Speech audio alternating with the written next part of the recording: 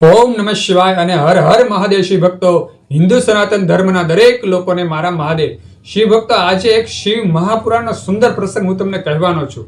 જે પ્રસંગમાં એક બ્રાહ્મણ પત્ની ચંચુલા, જે પરમ શિવ ભક્ત હોય છે, તે પોતાના પતિને ખરાબ સંગતે જે ચડી ગયેલો હોય છે, તેનો પતિ તેને પિચાશીઓનીમાં અવતાર મળે છે, જન્મ મળે છે, અને તે ફરી તે શિવ ભક્તિના બળથી, જે ચંચુલા પોતે શિવ ભક્તિના બળથી તે પિચાશી યોનીમાંથી તેના પતિને પાછો લાવે છે. તેની સુંદર કથા હું તમને વર્ણન કરું છું, તો ધ્યાનથી વિડીયો સાંભળજો. શિવ ભક્તો, બાષ્કલ ગામે એક બિંદુ નામનો બ્રાહ્મણ રહેતો હતો. તે દુરાચારી હતો અને તે ખરાબ સંગતે, ખરાબ સ્ત્રીના સંગતે ચડી ગયો હતો અને મૃત્યુ પછી તે પિચાશી યોનીમાં તેનો અવતાર થયો હતો. શિવ ભક્તો, તે બ્રાહ્મણની પત્નીનું નામ ચંચુલા હતું.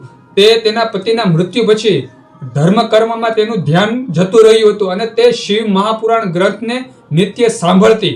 શિવ ભક્તો, શિવ ભક્તિ કરતા કરતા ચંચુલાનું મૃત્યુ થઈ જાય છે. ઉંમર પૂર્ણ થવાને લીધે તેનું મૃત્યુ થઈ જાય છે અને ભગવાન શિવજીના દૂતો આવી અને તેને શિવલોકમાં લઈ જાય છે, ભગવાન શિવજી પાસે લઈ જાય છે અને ચંચુલાને ભગવાન શિવજીના દર્શન થાય છે અને ભગવાન શિવજીની કૃપાથી ચંચુલા માતા પાર્વતીના સાનિધ્યમાં રહે છે.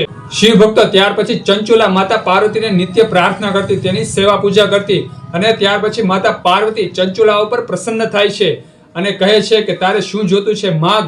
ત્યારે ચંચુલા માતા પાર્વતી પાસે માગે છે કે મારા પતિની શી ગતિ થઈ છે તે મને કહો અને ફરી મારા પતિ મારી પાસે આવે તેવા મને આશીર્વાદ આપો.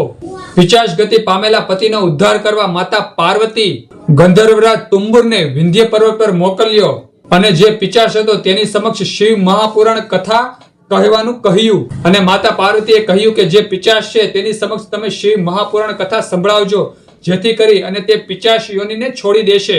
માતા પાર્વતીના કહેવાથી તે તુંબુરે સાત સંહિતા સહિત શિવ મહાપુરાણ કથા, તે જે પિચાશ યોનીમાં જે હતો જીવ, તેને કથા સંભળાવી, શિવ મહાપુરાણ કથા સંભળાવી.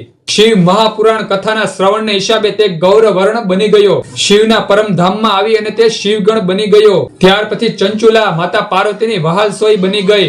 કહેવાનું તાત્પર્ય એ છે કે જે ભાવિકો આ દિવ્ય શિવ મહાપુરાણ વાંચે છે, શ્રદ્ધા ભક્તિપૂર્વક સાંભળે છે, આ પુસ્તકનું પૂજન કરે છે, તે ભાવિકો શિવ પદના અધિકારી બને છે. શાસ્ત્રોક્ત વિધિ પ્રમાણે શિવ મહાપુરાણ કથા કરવાથી, તેનું શ્રવણ પૂજન કરવાથી સંપૂર્ણ ફળદાતા અને મોક્ષદાતા બને છે.